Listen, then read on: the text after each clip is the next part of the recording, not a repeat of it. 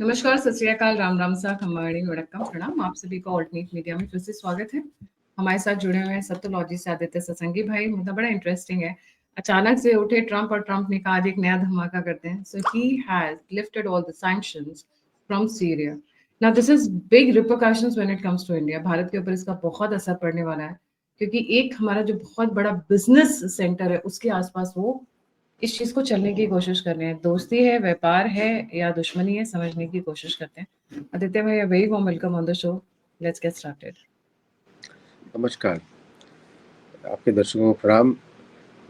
America में क्या चल रहा है अमेरिकन को ही पता नहीं, पहली बात तो ज़्यादातर अमेरिका का जो एक्यूरेट न्यूज़ है वो भारतीय एनालिस्ट ज़्यादा कवर करते हैं, मोर एक्यूरेटली। मैं उसमें एक भारतीय तरीके से सोच के मैं आपको देखता हूँ। जब मैं न्यूज़ को, तो मुझे बड़ा अजीब सा लगता है उधर कि चल क्या रहा है इधर पूरे इसमें। तो आज जो प्रेसिडेंट ट्रम्प ने सीरिया को उन्होंने सैंक्शंस हटा लिए, बट असद के ऊपर सैंक्शंस उन्होंने रखे। उन्होंने सैंक्शन हटाए सीरिया की नई गवर्नमेंट पे, और इसका जो बहुत बुरा असर कर पड़ने वाला है वो रीजनल जियोपॉलिटिक्स पे पड़ने वाला है। देखिए, सीरिया का जो नया जो प्रेसिडेंट है, क्या नाम है उसका, इम्पोर्टेंस ज़्यादा नहीं है नाम की। ही वॉज डिक्लेयर्ड एज, वो अमेरिका का ग्लोबल इंटरनेशनल टेररिस्ट डिक्लेयर किया गया था few years ago. Suddenly Trump पहुंचते हैं, अकॉर्ड करते हैं, उसको बोलते हैं बड़ा अच्छा आदमी है, नेक आदमी है। और जबकि अमेरिकन स्टेट डिपार्टमेंट ने उसको टेररिस्ट डिक्लेयर किया था, उसके इंसिडेंट्स हैं, रिकॉर्डेड इंसिडेंट्स हैं, जहां पे वो he has been caught or proven that he was guilty of terrorism against Kurds, against ISIS. He was part of the ISIS, but against a faction of ISIS. तो America का जो एक नियम चलता है, एक रूल है, अगर आप मेरे देश दोस्त हैं तो आप टेररिस्ट नहीं, नहीं तो आप टेररिस्ट हैं। यहीं पर जो ग्लोबल डेफिनेशन ऑफ टेररिज्म की बात आती है, इंडिया की जो डिमांड है बहुत सालों से कि डिफाइन व्हाट इज टेररिज्म, तो उसके हिसाब से लोगों को दंड दिया जाएगा। लेकिन अभी क्या हो गया है, और इसका अपोजिशन जो है वेस्टर्न कंट्रीज करती है, क्योंकि अगर टेररिज्म की डेफिनेशन डिफाइन हो जाती है तो ये सारे इस तरह के लोग कभी भी राष्ट्रपति नहीं बन पाएंगे। लेकिन अगर यहाँ पे टेररिज्म की डेफिनेशन को वेग रखा जाता है तो वेस्टर्न कंट्रीज को एक बहाना मिल जाता है तो interfere in the other developing countries. तो भारत का बड़ा प्रिंसिपल स्टैंड है कि फर्स्ट डिफाइन टेररिज्म, और भारत मांगता रहता है। मेरा आग्रह होगा कि जो भी डिसीजन मेकिंग में है भारत में, they themselves define terrorism and start dealing the word according to that. America को छोड़ दे, अमेरिका डिफाइन करने वाला नहीं है, क्योंकि majority of the international terror में अमेरिका का इन्वॉल्वमेंट दिखाई देता है। कमिंग बैक टू सीरिया, जो सीरिया का जो करंट प्रेसिडेंट है वो तो डिक्लेयर्ड टेररिस्ट है फ्रॉम अमेरिका इटसेल्फ, और उसके ऊपर से सैंक्शन हटाने का क्या मतलब होता है आफ्टर ईरान इसराइल के वॉर के बाद, और बाकी इराक का जो कंप्लीट कैपिचुलेशन है जहाँ पे अभी भी अमेरिकन बेसिस हैं। इसका एक ही आउटकम दिखता है कि शायद अमेरिका सीरिया में कोई परमानेंट बेस बनाने जा रहा है, नंबर वन। नंबर टू, उसका इफेक्ट पड़ता है आईमैक कॉरिडोर पे। देखिए, ये एरिया वेस्ट ने उसको पूरा अनस्टेबल करके रखा हुआ है, चाहे सऊदी गवर्नमेंट हो, चाहे जॉर्डन हो, चाहे कतर हो, चाहे ईरान हो, चाहे इराक हो, या वहाँ पे कुवैत हो। ये सारे की सारी कंट्रीज अमेरिकन प्रोटेक्टोरेट्स हैं, मतलब अमेरिका के ऊपर ही चलती है, और अमेरिका के इन्वॉल्वमेंट की वजह से सारा एरिया अनस्टेबल है।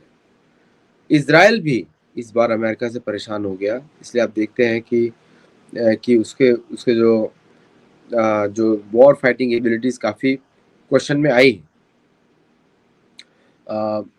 मतलब कि जिस तरह उसको ईरान ने चैलेंज किया वो अनप्रेसिडेंटेड है इवन फॉर इजरायली आर्मी, कि उसके पास मिसाइल्स की सप्लाई नहीं थी अमेरिका के द्वारा। अब लोगों को शायद ये पता ना हो कि अमेरिका का जो थार्ड है उसकी 20% मिसाइल्स यूज़ की गई इन टू प्रोटेक्ट इसराइल, और यही सिस्टम सब लगने वाले हैं सीरिया में। और उसके जो वेस्टर्न उसकी ईस्टर्न बाउंड्रीज पे लगने वाले हैं। तो अगर हम ये सब देखते हैं कि सडनली सैंक्शंस क्यों हटाए गए, तो सडनली सैंक्शन हटाने का के दो पर्पज तो मैंने आपको बता दिए। तीसरा जो पर्पज है वो है एक बफर जोन बनाने का इजराइल के नॉर्थ में, ताकि उसके ऊपर अगर टर्की या कोई ऐसा देश आक्रमण करता है तो नॉर्थ से उसको प्रिपेयर किया जा सकता है। अगर आप ईरान का जब अटैक देखें फ्रॉम ऑन इजराइल, जो ईरान का नॉर्थ वेस्टर्न एरियाज हैं वहाँ से बहुत सारी मिसाइल्स फायर की गई थी, even though that area is close to Turkey. तो यहाँ पे टर्की ने भी अमेरिका के साथ गेम खेला, नाटो के साथ गेम खेला। वहाँ पे उसने अर्ली वार्निंग नहीं दी, ताकि जो जिसकी वजह से ईरान की कुछ मिसाइल्स हाइफा और उस जगह गिरी। तो now to ward this off, इस समय इट्स वेरी इंपॉर्टेंट कि सीरिया में अमेरिकन बेसिस बने permanently towards the north east side of Syria, जो कि अभी भी आईसिस कंट्रोल एरिया है। और दुनिया में सबको मालूम है कि जो जो जो करंट रिजीम है, जो कि उन्हीं लोगों की है जिनके विरुद्ध असद लड़ रहे थे। तो इस समय सीरिया एक यूनाइटेड फ्रंट की तरफ जा रहा है, और इन सैंक्शंस को हटाने के बदले में नॉर्थ ईस्ट सीरिया में अमेरिकन बेसिस होने के लिए अप्रूवल देने के लिए आई थिंक सऊदी, टर्की और Iraqi opponents to Syria will rise. उसमें से एक शिया है और दो सुन्नी है। तो एक और कॉन्फ्लिक्ट की जड़ बोई जा रही है, and this conflict will be within the Sunni factions in this region, within the Sunni factions. साथ में इस सुन्नी फैक्शन की मदद ली जाएगी to fight with the Palestinian terrorist in Gaza, क्योंकि ये जो करंट प्रेसिडेंट है सीरिया का, उसके ओल्ड कनेक्शंस हैं पैलेस्टीनियन मिलिटेंट्स के साथ भी। और and because of those connections वो इट इज़ इम्पॉर्टेंट इजराइल और अमेरिका का इसके साथ रिलेशनशिप बिठाना, सो दैट गाजा का जो करंट जो स्ट्रक्चर है, जो पावर स्ट्रक्चर है, जो एंटी हमास मूवमेंट्स हैं, उसको बढ़ाना। और this Syrian president will help Israel in increasing that resistance with in Gaza. तो ये चौथा स्ट्रेटेजिक ऑब्जेक्टिव है, which will also be shown in the West Banks. West Bank एक छोटा सा Palestinian, so there is Gaza which is on the southeast part of Israel, और एक है northwest part of Israel में which is West Bank. West Bank में भी जो एंटी हमास मूवमेंट्स हैं उनको स्ट्रेंथन करना थ्रू दिस प्रेसिडेंट, उसके पुराने जो कनेक्शन, सीरियन प्रेसिडेंट जो पुराने कनेक्शंस हैं। सो ऐसा भी हो सकता है विद दिस पैक्ट, इजराइल का जो लॉन्ग टर्म प्लान है कि जो भी सुन्नी रेजिस्टेंस मूवमेंट्स हैं गाजा में और वेस्ट बैंक में, दोनों को इस सीरिया के रीजन में वापस लेकर आने का, वहाँ से निकाल देने का, so that Israel has a uncontrolled unrestricted area under its control. Jerusalem तो बहुत सी कुछ हद तक कंट्रोल भी है, but still there are these elements जो बार बार में समय उठाते रहते हैं, अपना सिर उठाते रहते हैं। So this is overall I see the objective of this deal.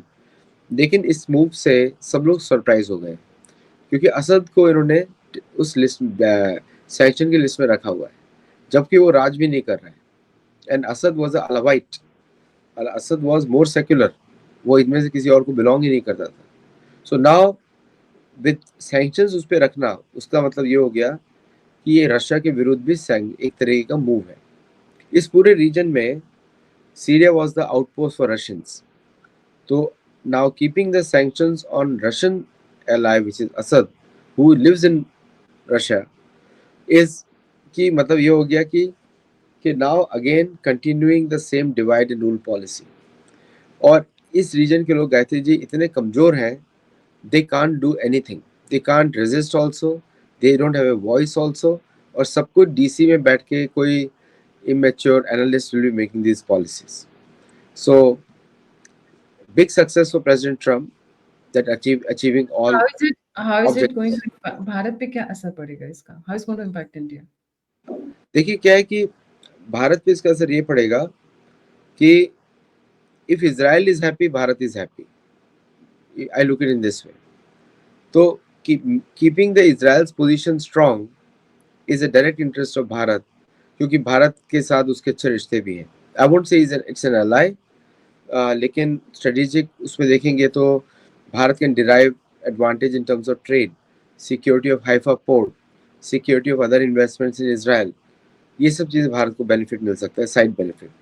But strategically अगर मैं लॉन्ग टर्म व्यू में देखूँ, ये भारत के लिए बहुत नुकसानदायक होगा.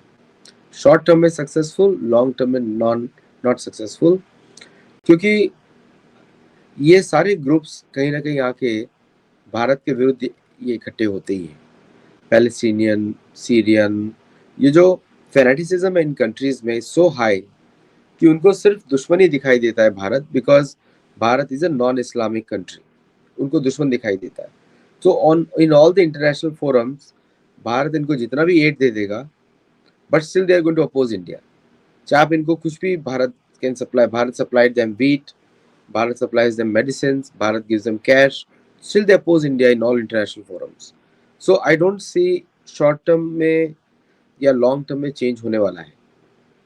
The only way it can change long term is when कि जब भारत की embassies वहाँ पे मतलब इस region में, सीरिया में, they can start opening their own Indian diplomacy.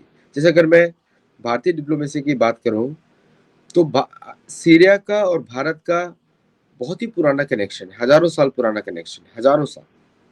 यहाँ तक कि सीरिया का जो ट्रेडिशन, कल्चर की बात करो, रिलीजन की नहीं, कल्चर की बात करो, तो बहुत सारे उनके जो फेस्टिवल्स हैं वो भारतीय फेस्टिवल से मिलते हैं.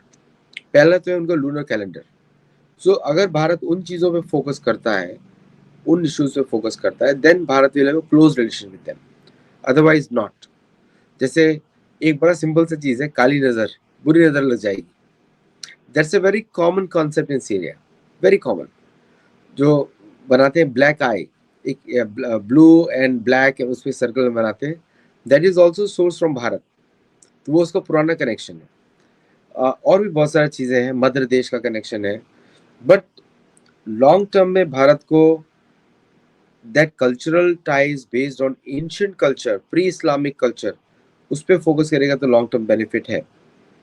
नहीं तो अमेरिकन को नोच खसोट के खाता रहेगा, पीटता रहेगा, खाता रहेगा, पीटता रहेगा. ऐसा लगता है कि अमेरिका इनके कर्मों का अच्छा फल देता रहता है इनको समय समय पे. सो अमेरिका को अभी तो मैं चाहूँगा कि इसको खुला छोड़ दिया जाए, क्योंकि जो पिटाई वो करता है खिला पिला के, वो भारत का जो कोमल हृदय में शायद भारतीय ना कर पाए. जैसे पाकिस्तान की पिटाई कुटाई वापस शुरू होने वाली है, तो उस पर अलग शो करेंगे, बताएंगे कि हाउ द मुनीर जी वापस बुला रहे हैं कि आ बैल मुझे मार. सीरिया के सैंक्शंस हटाने से पाकिस्तान पे भी कुछ असर पड़ने वाला है? नहीं, पाकिस्तान को, इसी पाकिस्तान पे हर चीज का असर पड़ेगा. जिस समझिए, पाकिस्तान की किस्मत ऐसी है कि कहीं पे भी कोई पत्ता हिलेगा तो पाकिस्तान में हाहाकार मचने वाला ही है. सीरिया की वजह से आपने बड़ा अच्छा प्रश्न पूछा है कि सीरिया की रिजीम से सैंक्शंस हटाने के बाद आसिम मुनीर को खुली छूट दी जा रही है कि ट्रंप अभी आपकी तरफ देख नहीं रहे. पाकिस्तान एक ऐसा पागल कुत्ता है कि जिसको जरा भी खोल दिया जाए तो वो काटने दौड़ेगा दुनिया को. सो आई डोंट सी कि पाकिस्तान इस फ्रीडम को कैसे डाइजेस्ट करता है.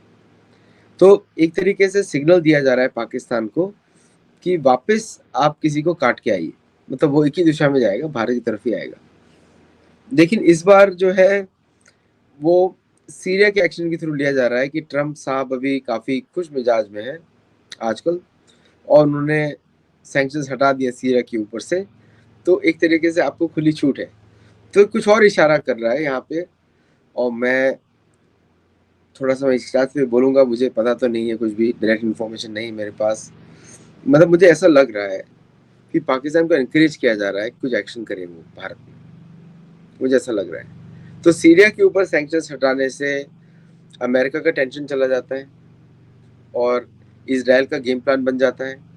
और इजराइल के के नक्शे पर पाकिस्तानी है, बिकॉज पाकिस्तानियों के पास आलू बम हैं या थे पता नहीं, जिसके भी हों, लेकिन उसने ऑफर किया था इनडायरेक्टली कि ईरान को देगा। तो शायद इस बार हमेशा की तरह पाकिस्तान और भारत, सॉरी इजराइल और भारत भी कुछ मजे देखें पाकिस्तान के ऊपर। From Syria point of view Gayatri ji बड़ा सिंपल है कि Syria is a country which is for the, क्या बोलेंगे कि for the security of Israel, these sanctions have been removed.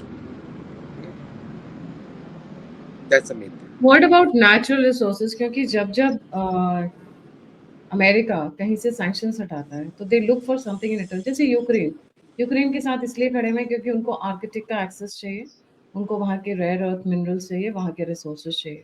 What about Syria? Syria में भी ऐसा कुछ है? क्योंकि 1 महीने पहले Syria had offered mineral resources deal to Trump administration. Ji.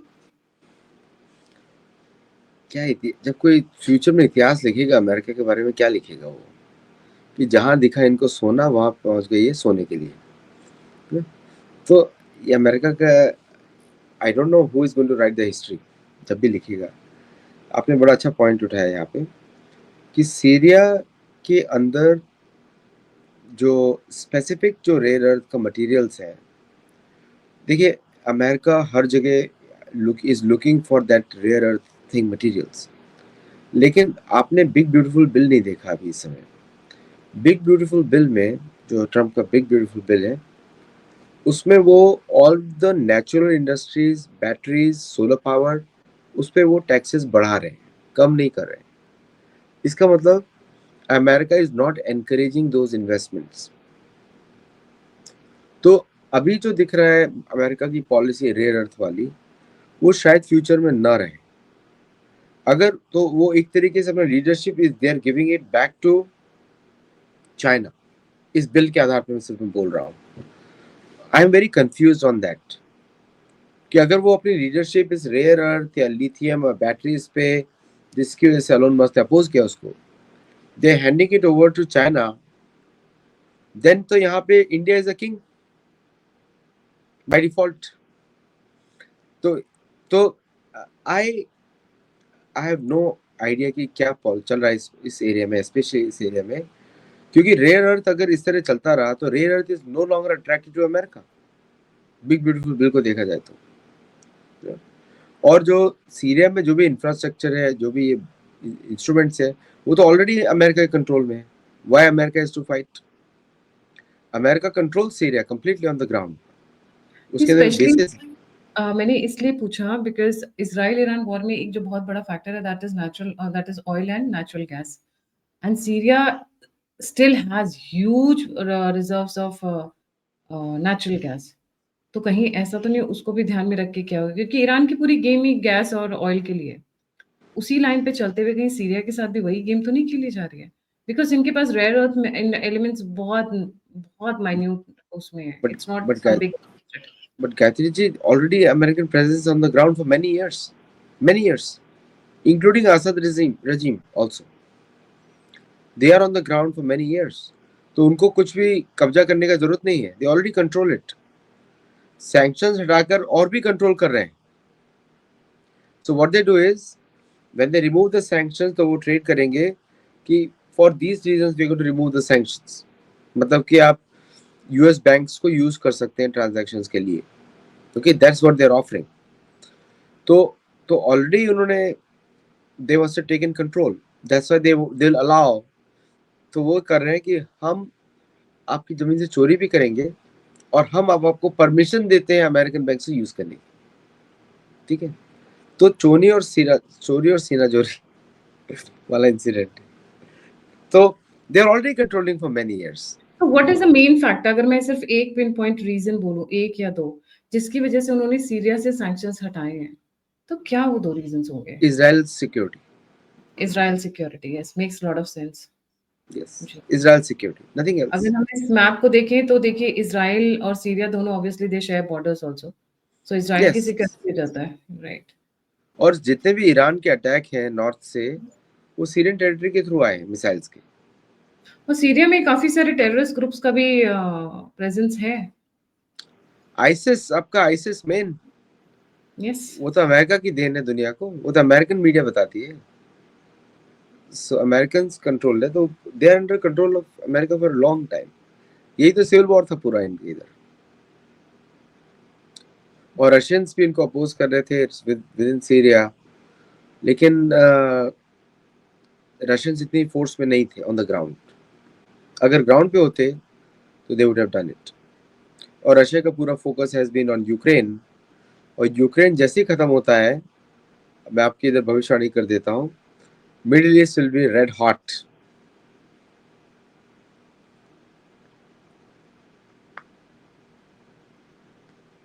And इसका स्पिल ओवर भारत पे भी होगा। रिमेंबर भारत पे ISIS Sunni organisation, Iran was the only Shia stalwart जो खड़ा हुआ था। अब उसके डाउन होने से या उसके डिफेंसिव मोड में जाने से, बैकअप में जाने से बहुत फर्क पड़ने वाला है। ये पूरा बेल्ट सुन्नी बेल्ट की तरफ जा रहा है। और मेरे को पता नहीं क्यों मुझे इस चीज से एक लग रहा है कि ये जो स्पिल ओवर है ये भारत के ऊपर आएगा टोटल देखिए, इनकमिंग। शिया और सुन्नी में कुछ फर्क नहीं होता for Hindus. They both don't like Hindus, period. तो ये बोलना कि शिया बेटर है देन सुन्नी, बट दोनों ही दोनों हिंदूज चढ़ते हैं। तो for Hindus it doesn't matter, for others it may matter, लेकिन हमको इनकी लड़ाई से, हमारे तो दोनों ही हम लोग के अगेंस्ट काम करेंगे। सो सीरिया में एक चीज है कि आपको दिखेगा कि सीरियन अपने आप को ओरिजिनल अरब मानते हैं। सीरियंस अपने आप को ओरिजिनल अरब मानते हैं, पाकिस्तान के लोग काफिर बुलाते हैं। सारा असली खून पाकिस्तानियों के पास ही है क्या?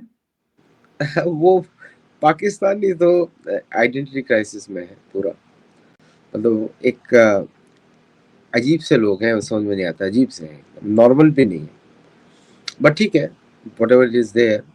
लेकिन जो फॉर सीरियंस, पाकिस्तानीज और they are Pakistanis and Bangladeshis are the काफिर, क्योंकि यहाँ बहुत सारे सीरियन अमेरिकन के साथ मिलता रहता हूँ, तो I know what they feel.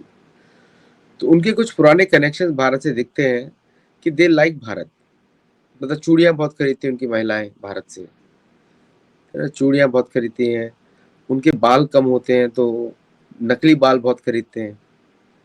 कब कहाँ की बात कर रहे हो आप? सीरिया की? हाँ, सीरिया की, वहाँ की महिलाओं की, जो हेयर जो एक्सटेंशंस बोलते हैं वो ज़्यादा खरीदते हैं भारत से।